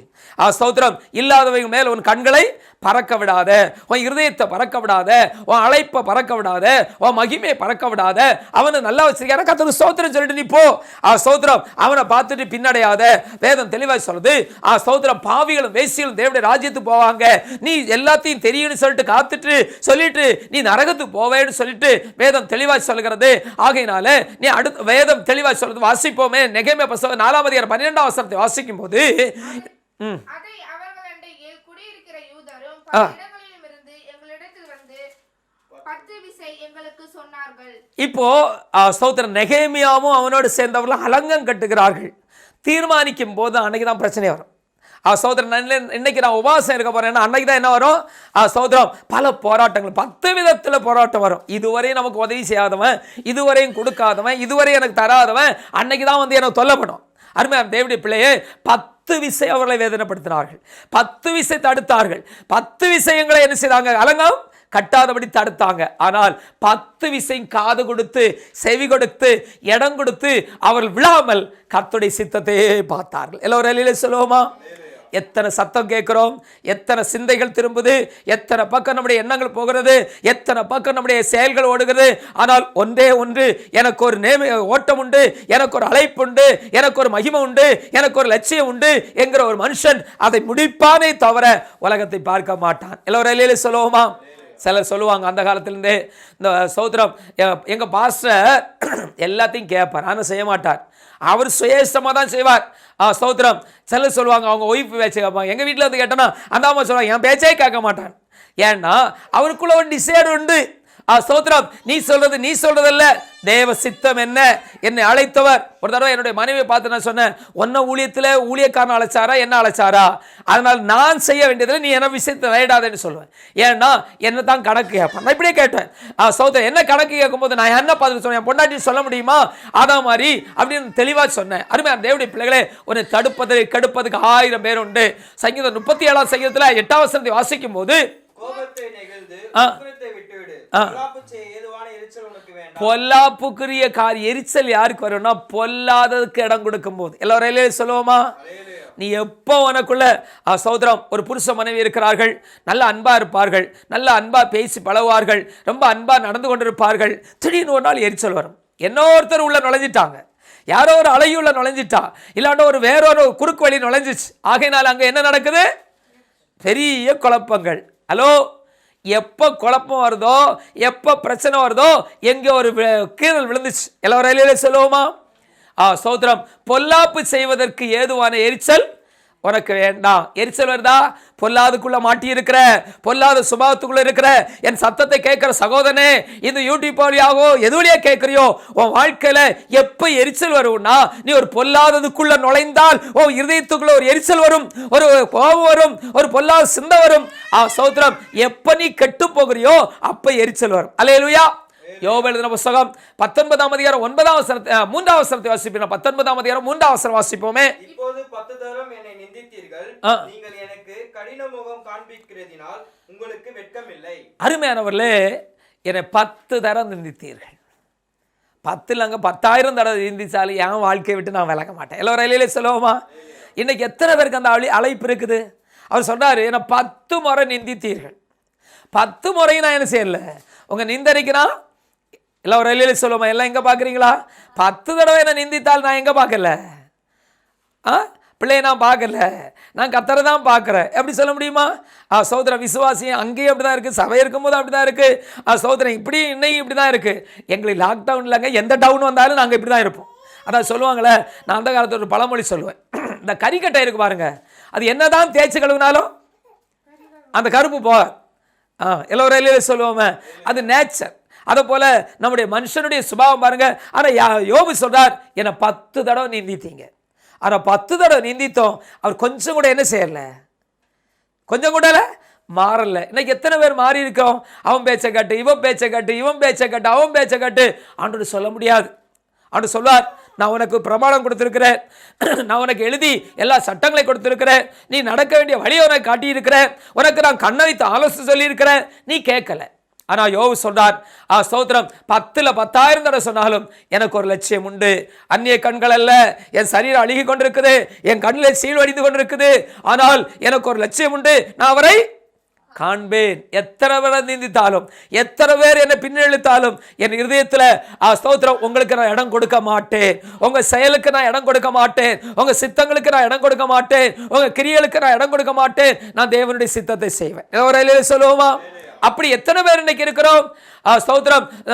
சங்கீதம் 34:19 வாசிக்கும் போது, நீதிமானுக்கு அநேக துன்பங்கள் வரும், கர்த்தர் எல்லாவற்றையும் நின்று அவனை தப்பு வைப்பார். எல்லோரும் சொல்லுவோமா? எனக்கு என்னை ஸ்தோத்திரம், எதிரடியாக 1000 பிரச்சனை வந்தாலும் என்னை தப்பு வைக்க ஒருவர் உண்டு. யோபு சொல்றார், அவர் தப்பு வைக்காவிட்டாலும் சரி, நான் இந்த சிலையை என்ன செய்ய மாட்டேன், வணங்க மாட்டேன். ஸ்தோத்திரம், ஸ்தோத்திரம். தானியேலுடைய நண்பர் சொன்னது போல நாம் சொல்லுகிறோமா? இன்னைக்கு இருக்கிறோமா? ஸ்தோத்திரம். முதல்ல என்ன பார்த்தோம்? நடமாடும் ஆசரிப்பு கூடாரம். இரண்டாவது அஸ்திபாரம் உள்ள ஆலயம். மூன்றாவது என்ன பார்த்தோம்? நம்முடைய குடியிருப்பு. நாலாவது என்ன பார்த்தோம்? நம்ம கையில் என்னென்ன கொடுக்கப்பட்டிருக்கு, என்ன கிருபை கொடுக்கப்பட்டிருக்கு, என்ன கொடுக்கப்பட்டிருக்கு. ஐந்தாவது என்ன பார்த்தோம்? எரிச்சல், எண்ணங்கள், சுபாவங்கள். ஆறாவதாக ஸ்தோத்திரம், நம்முடைய வாழ்க்கையில தேவன் தந்திருக்க நீதிக்குரிய கிரியை செய்ய நீதிமான போல காணப்பட வேண்டும். வாசியுங்கள். ஸ்தோத்திரம். உபாகமம் புத்தகம் 4ஆம் அதிகாரம் 13ஆம் வசனம் வாசிப்போமே. நீங்கள் கை கொள்ள வேண்டும் என்று அவர் உங்களுக்கு கட்டளையிட்ட 10 கற்பனைகளை ஆகிய தம்முடைய உடன்படிக்கையை அவர் உங்களுக்கு அறிவித்து அவைகளை 2 கற்பனைகளில் எழுதினார். எல்லோரும் சொல்லுவோமா? தேவனுடைய பிள்ளையே, 2 விதத்தில் ஆண்டவர் நோக்கி 10 காரியத்தை கொடுத்தார். இதை 10ஐயும் கை கொள்கிறோம் நீதிமான். இந்த 10ஐயும் அவன் பற்றி கொள்வானால் அவன் ஆண்டுடைய பிள்ளை. தேவனுடைய பிள்ளைகளே, ஸ்தோத்திரம், அதை 2ஆக மாற்றி கொடுத்தார். 2 பலகையில் ஸ்தோத்திரம் 2 பக்கத்தில் 5 எழுதி கொடுத்தாரு. இப்போ 2ஐயும் என்ன செய்தார்? 2ஆக கொடுத்தார். உன்னிடத்தில் அன்பு கூறுவது போல பிறரிடத்தில் அன்பு கூறு. உன் தேவனாய் கர்த்தரோட உன் முழு பலத்தோடு, முழு சிந்தையோடு, முழு ஆத்மாவோடும் ஸ்தோத்திரம் அன்பு கூறு. ஆண்டோட அன்பு கூறு, மனுஷன் அன்பு கூறு. 2 அன்பிலே கொண்டு விட்டார். எல்லோரும் சொல்லுவோமா? ஏன்னா எத்தனை பேருக்கு அப்படி இருக்குது? அவர் சொல்றார், ஒரு நீதிமானுடைய சுபாவம், அவன் எப்போ அன்பா இருப்பான். என்ன நடந்தாலும் எப்படி இருப்பான்? தன்னுடைய அன்பில் அவன் விலக மாட்டான். இன்னைக்கு எத்தனை பேர் அப்படி இருக்கிறீங்க? எத்தனை பேர் அப்படி காணப்படுறோம்? எப்படி எத்தனை பேருடைய வாழ்க்கை இருக்கு? யோசுவா புத்தகம் 22ஆம் அதிகாரம் 14ஆம் வசனத்தை வாசிப்பீர்களானால் 22:14 வாசிப்போமே. அவனோட கூட இஸ்ரவேலுடைய எல்லா கோத்திரங்களிலும் ஒவ்வொரு பிதாவின் குடும்பத்துக்கு ஒவ்வொரு பிரபுவாக 10 பிரபுக்களையும் அனுப்பினார்கள். இஸ்ரவேலின் சேனைகளிலே 1000 ஒவ்வொருவனும் தன் பிதாவின் குடும்பத்துக்கு தலைவனாய் இருந்தான். எல்லோரும் சொல்லுவோமா? இங்க 1000க்கு அதிபதிகள்ல பிரபுக்கள்ல ஒருவன். அருமையானவர்களே, இந்த சபைக்குள்ள நுழைந்த இந்த சத்தியத்தை கேட்கிற நீ சாதாரணமான நபர் அல்ல, 1000களை சிறந்த ஒருவன். எல்லோரும் சொல்லுவோமா? எல்லாருக்கும் இந்த சத்தியம் உள்ள போகாது. எல்லாரும் இந்த சத்தியத்தை ஏற்றுக்கொள்வதற்கு மனம் இருக்காது. ஆனால் என்னைக்கு இந்த வேத சத்தியத்துக்கு நீ இடம் கொடுக்கிறியோ, என்னைக்கு இந்த சத்தியத்துக்கு கீழ்ப்படுகிறியோ, நீ 1000 பிரபுக்களுக்குள்ளே நீ தலைவன் என்பதை மறந்து போகாது. எல்லோரும் சொல்லுவோமா? இந்த 10 பேரை கூப்பிட்டு ஸ்தோத்திரம், 10 பேரும் சாதாரண மனுஷர்ல, 1000ங்களுக்குள்ள தலைவர்கள், அடுத்து அவர்கள் பிரபுக்கள். எல்லோரும் சொல்லுவோமா? ஸ்தோத்திரம். இன்னைக்கு இருக்கிறவங்க மாதிரி எல்லாம் இல்லை. அன்னைக்கு அப்படிப்பட்ட மகிமைக்குரியவர்கள். இந்த 10 பேரை அனுப்பி ஸ்தோத்திரம் யோர்தானுக்கு அந்த பக்கத்தில் ஸ்தோத்திரம் இவர்கள் ஒரு பலிபீடம் கட்டிட்டாங்க. இவர்கள் என்ன செய்றாங்க? பலிபீடம் கட்டினாங்க. ஸ்தோத்திரம் அதை ஸ்தோத்திரம் விடுவதற்காக, அழிப்பதற்காக அவரிடத்தில் சொல்லி என்ன செய்கிறாங்க? இல்லை நீங்கள் இங்கே வந்துருங்கன்ட்டு எச்சரிக்கை அனுப்புகிறார்கள். இன்னைக்கு எத்தனை பேர் ஸ்தோத்திரம் தவறாக நீ சபையை விட்டு அங்கே போனியா, இங்கே போனியா, அங்கே போய் ஆராதிக்கிறியா, இங்கே போய் ஆராதிக்கிறியா, அங்கேயும் ஆராதனை தானே, இங்கே ஆராதனை தானே, என்ன தப்புன்னு கேட்குறான். ஆனால் அவனுக்கு ஒரு அழைப்பு இருக்கு. எனக்கு ஒரு ஸ்தலம் உண்டு. எல்லோரும் அலையிலே சொல்லுவோம். எல்லாம் சத்தமாக ஒரு அலையிலே சொல்லுவோமே. எல்லா கரங்களையும் ஸ்தோத்திரம் பண்ணுவோம். ஸ்தோத்திரம் 141:5 வசனம் சொல்லுது, நீதிமான் ஸ்தோத்திரம் என்னை குட்டட்டும், என்னை அடிக்கட்டும், நான் அதை அல்லல் தட்டுவதில் நான் ஏற்றுக்கொள்வேன். இன்னைக்கு நான் ஸ்தோத்திரம் பாஸ்டர் சொன்னா பாஸ்டர் சொல்லிட்டார் அப்படின்னு இறுகி வச்சிருப்போம். ஸ்தோத்திரம் அதை மனசுல குரோதம் வச்சுட்டு பழி வாங்கியே தீருவோம். எல்லோரும் சொல்லுவோம். நீ வாங்குற என்ன, வாங்காட்ட என்ன, ஸ்தோத்திரம் கேட்ட என்ன பழி வாங்குறா, நீ ஆண்டரை பழி வாங்குற என்கிறத நீ புரிஞ்சுக்கிட வேண்டியதான். ஸ்தோத்திரம் இல்லைன்னா வாழ்க்கையில பிரயோஜனம் இல்லை, வாழ்க்கையில மேன்மை இல்லை. ஸ்தோத்திரம் ஆதியாகமம் புத்தகம் 42ஆம் அதிகாரம் 3ஆம் வசனத்தை வாசிப்பீர்களானால், யோசேப்பின் சகோதரர் 10 பேர் தானியம் கொள்ள எகிப்துக்கு போனார்கள். அருமையானவர்களே, யோசேப்புடைய 10 சகோதரர் கானானிலிருந்து எகிப்துக்கு வருகிறார்கள். எங்கிருந்து வராங்க? கானானிலிருந்து எகிப்துக்கு. ஸ்தோத்திரம் நாமும் பரம கானானாகிய சீயோனிலிருந்து இந்த எகிப்துக்கு வந்திருக்கிறோம். எதுக்கு வந்திருக்கிறோம்? அங்க தானியத்தை கொண்டு சேர்க்க. எங்க தானியத்தை? கானானுக்கு கொண்டு சேர்க்க, கானானுடைய குறைவு நிறைவாக்க, பரலோகத்துடைய மகிமைக்கு மகிமை அடைய வைக்க கர்த்தர் என்னை உங்களை இந்த உலகத்துக்கு அனுப்பினார். எத்தனை பேர் ஆமென் சொல்ல முடியும்? எதுக்கு வந்த, எங்க அம்மா வயித்துல பிறந்த, இப்படி பிறந்துட்டேன் அப்படி பிறந்துட்டேன்னு கற்பனை பண்ணிட்டு இருக்காத. ஆண்டவர் சொல்றாரு, உன்னை கானானிலிருந்து எகிப்துக்கு எதுக்கு அனுப்பினார்னா, கானானுடைய குறையை எகிப்திலிருந்து நிறைவாக்குவதற்காக கர்த்தர் அனுப்பினார். இந்த உலகத்துல நீ இருக்கு நாளெல்லாம் என் பரலோகத்துடைய குறைவை நான் நிறைவாக்குவேன் சொல்லி உன்னுடைய வாழ்க்கையை ஒப்பு கொடுக்க வேண்டும். இல்லாவிட்டால் பிரயோஜனமே இல்லை. ஸ்தோத்திரம். வாசிப்போம். ரூத் எழுதின புத்தகம் 4ஆம் அதிகாரம் 2ஆம் வசனம் வாசிப்போம். அப்பொழுது அவன் பட்டணத்து மூப்பரானவர்களில் 10 பேரை அழைத்து இங்கே உட்காருங்கள் என்றான். அவர்களும் உட்கார்ந்தார்கள். சரி, இப்போ ஸ்தோத்திரம். போவாசுக்கு மணவாட்டி சேர்க்குவதற்கு 10 பேர் வேண்டும். எல்லோரும் சொல்லுவோமா? ஸ்தோத்திரம். நீ மணவாளனாகி இயேசுவோடு நீ கன்னியா மாற வேண்டுமானால் உனக்கு 10 விதமான சாட்சி வேண்டும். இல்லையா? ஸ்தோத்திரம். அதுல ஒரு சாட்சி செல்லாட்டால் அங்க இடம் கிடையாது. எல்லோரும் சொல்லுவோமா? 9 சாட்சி இருக்குல்ல, அதெல்லாம் சொல்ல. பட்டணத்தில் இருக்கிற மூப்பர்கள், முதிர்ந்தவர்கள், ஸ்தோத்திரம், பரலோகத்தில் இருக்க எல்லா முதிர்ந்தவர்கள் மூப்பர்கள் அங்கே வாசிக்கிறோமே, அந்த மூப்பர்களுக்கு ஒன்றை குறித்து சாட்சி சொல்லணும். சொல்லத்தக்கதா வாழ்வியா? ஸ்தோத்திரம். ஜீவே இருக்குதா? இல்லைன்னா பிரயோஜனமே இல்லை. பட்டணத்தின் மூப்பர்கள் 10 பேர் மத்தியில் தான் இந்த ரூத்தை இவனுக்கு மனைவியாக்க முடியும் என்கிற ஒரு சட்டம் இருக்கு. ஸ்தோத்திரம். இந்த சபையாகிய மணவாட்டியும் பரலோகத்திற்கு மூப்பர்கள் மத்தியில அவர்களுடைய அங்கீகாரத்திற்கு நாம் சாட்சியா இருக்கிறோமா? நாம் மகிமையா இருக்கிறோமா? நம்முடைய நடக்க சரியா இருக்குதா? மேன்மையா இருக்கிறோமா? இல்லைன்னா பிரயோஜனமே இல்லை. வாசிப்போமே. ஸ்தோத்திரம். வாசிப்போமே இன்னொரு வசனத்தை கூட. ஆதியாகமம் எழுதின புத்தகம் 18ஆம் அதிகாரம் 32ஆம் வசனம் வாசிப்போம். அப்பொழுது அவன் ஆண்டவருக்கு கோபம் வராதிருப்பதாக நான் இன்னும் இந்த ஒரு விஷயம் மாத்திரம் பேசுகிறேன். 10 நீதிமான்கள் அங்கே காணப்பட்டாலோ என்றான். அதற்கு அவர் 10 நீதிமான்கள் நிமித்தம் அதை அழிப்பதில்லை என்றார். அடுத்து 10 பேர் இருந்தால், 10 ஜெப வீரர்கள் இருந்தால், 10 பரிசுத்தவான்கள் இருந்தால் அந்த சபை மகிமையாகவே இருக்கும். எல்லோரும் சொல்லுவோமா? 10ல் 1 குறைஞ்சாலும் கெட்டு போச்சு. இன்னைக்கு நிறைய பேருடைய வாழ்க்கையை பாருங்க. நிறைய சபை அன்னைக்கு உடைஞ்சு போகுது. காரணம் என்ன தெரியுமா? நிறைய தேவனுடைய ஊழியங்கள் அழிஞ்சு போகுது. காரணம் தெரியுமா? 10 பேர் இல்லை. ஜெபிப்பதற்கு ஒரு 10 பேர் இல்லை. திறப்பில் வைக்க 10 பேர் இல்லை. பரிசுத்தமாய் இருக்கிறது 10 பேர் இல்லை. இந்த 10 பேர் நிமித்தமாய் ஸ்தோத்திரம் ஒரு தேசம் காக்கப்படும், ஒரு சபை காக்கப்படும். இன்னைக்கு சபையெல்லாம் பூண்டி போன காரணம் என்ன தெரியுமா? ஸ்தோத்திரம். நித்திரைக்கு கடந்து போக காரணம் என்ன தெரியுமா? இந்த 10 பேர் இல்லாத நாள், 10 பேர் விழித்து ஜெபிக்காதனால் ஸ்தோத்திரம் சபை பாழானது. நான் ரட்சிக்கப்பட்ட ஆரம்பத்தில் ஸ்தோத்திரம் இந்தியாவில் உலகத்தின் அசைக்க 10 பேர் என்ன போல ஒரு இருதய உடையவர் இருந்தால் போதும், நாங்கள் உலகத்தை அசைப்போம். ஆனால் 10 பேர் இல்லையே. ஸ்தோத்திரம் என்கிறது தான் வேதனையான ஒன்று. ஸ்தோத்திரம். கடைசியாக நான் வார்க்கல வாசிப்போமே. ஸ்தோத்திரம். ஆதியாகமம் எழுதின புத்தகம் 45ஆம் அதிகாரம் 23ஆம் வசனம் வாசிப்போம். அப்படியே தன் தகப்பனுக்கு 10 கழுதைகளின் மேல் எகிப்தின் உச்சிதமான பதார்த்தங்களும் 10 கோழியை கழுதைகளின் மேல் தன் தகப்பனுக்காக வலிக்கு தானியமும் அப்பமும் மற்ற தின்பண்டங்களும் எடுத்தான். எல்லோரும் சொல்லுவோமா? அடுத்து நம்முடைய தகப்பன், நம்முடைய பரம தகப்பன் எங்க இருக்கிறார்? சியோனில் இருக்கிறார். எல்லோரும் சொல்லுவோமா? நம்ம அப்பா எங்க இருக்கிறார்? நம்முடைய தேவன் பரலோகத்தில் இருக்கிறார். எல்லாம் சொல்லுங்க, நம்முடைய தேவன் பரலோகத்தில் இருக்கிறார். இந்த பரலோகத்தில் இருக்க தேவனுக்கு நம்ம இங்கிருந்து ஏதாவது ஒன்று கொடுக்கணும். வேண்டுமா வேண்டாமா? சோதரம்.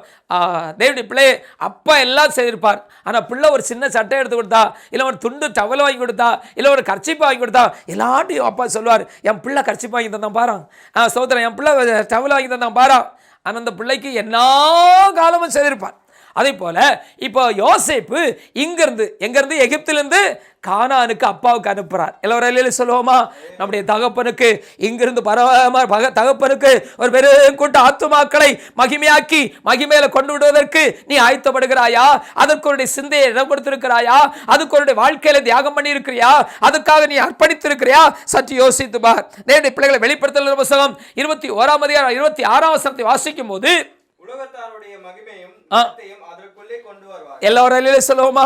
இந்த உலகத்துடைய மகிமையும் கனமும் இயேசுக்கு வேண்டும். அதுக்குத்தான் உங்களை என்னை இந்த உலகத்துக்கு அனுப்பினார். எல்லோரும் சொல்லுவோமா? ஸ்தோத்திரம். இங்க உலகத்திற்கு எல்லா கனமும் மகிமையும் அங்க வேணும்.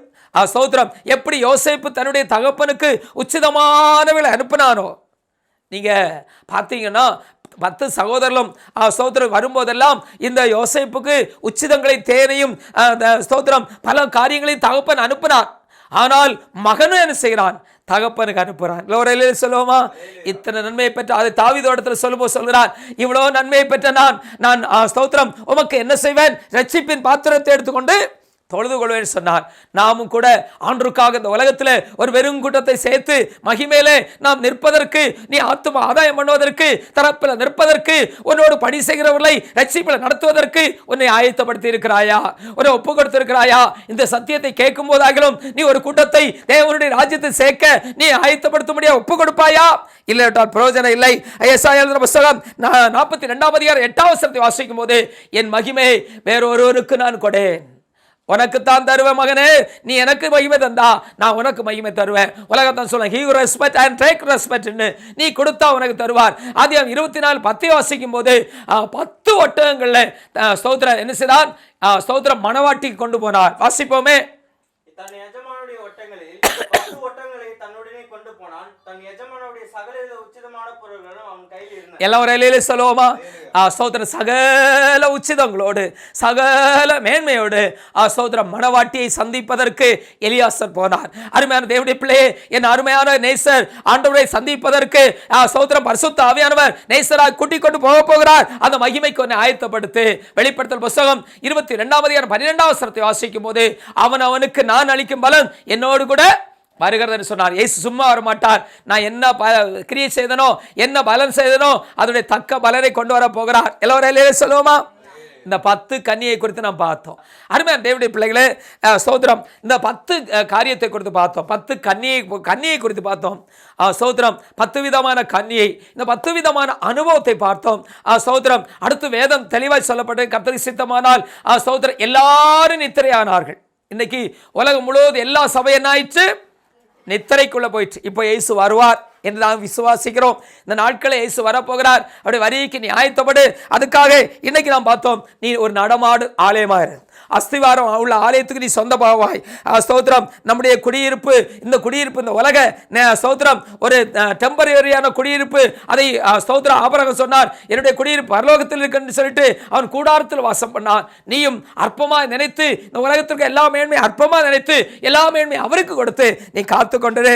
ஸ்தோத்திரம் ஸ்தோத்திரம் எப்பொழுதும் ஸ்தோத்திரம் அடுத்து எச்சரிக்கையாரு. எப்பொழுதும் எச்சரிக்கையாரு. உனக்கு கொடுக்கப்பட்ட வரங்கள் எல்லாம் தாளந்தெல்லாம் கர்த்தருக்காக பயன்படுத்து. ஸ்தோத்திரம் நீதிக்குரிய காரியத்தை செய். நீ ஸ்தோத்திரம் மற்றவர்களை பார்த்து பின்னடையாதே.